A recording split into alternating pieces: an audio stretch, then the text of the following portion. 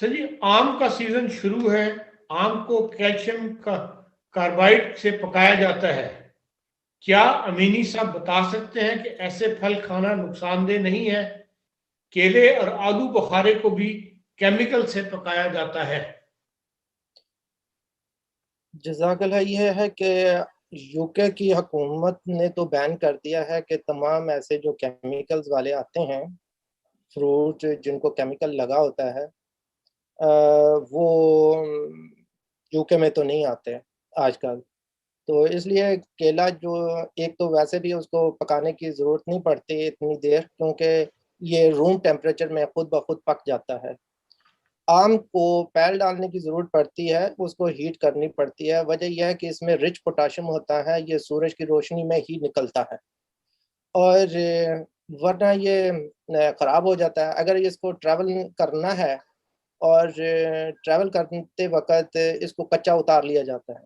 जब कच्चा किसी सारफ के पास आता है तो ये ग्लैंड्स के ऊपर डैमेज करता है, मैदे के ग्लैंड्स को साकन कर देता है और जिसकी वजह से जो भी खाना ऊपर से खाया जाता है वो उसको प्रोटेक्ट नहीं करता, उसके लिए हार्मोन्स नहीं बनते। तो जिसकी वजह से टॉन्सिलाइटिस, एडेनाइड्स और थायराइड्स अंडर एक्टिव हो जाते हैं, ये काम नहीं करते और शुगर होने का एहतमाल होता है।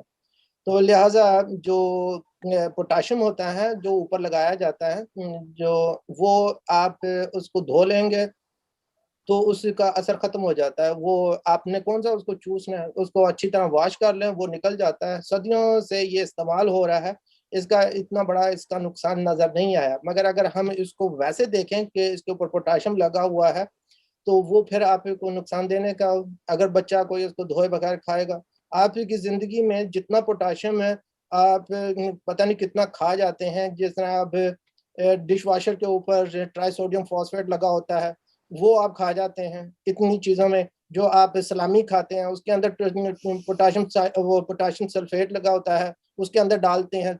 इतना ज़्यादा पोटाशियम वो इतना ज़्यादा यूज़ होता है, उससे आपको कोई ख़तरा नहीं है। तो ये आम पर लगा हुआ जो आम को पकाने में मदद करता है, इसमें कोई फर्क नहीं पड़ने, धो लें बस। ठीक।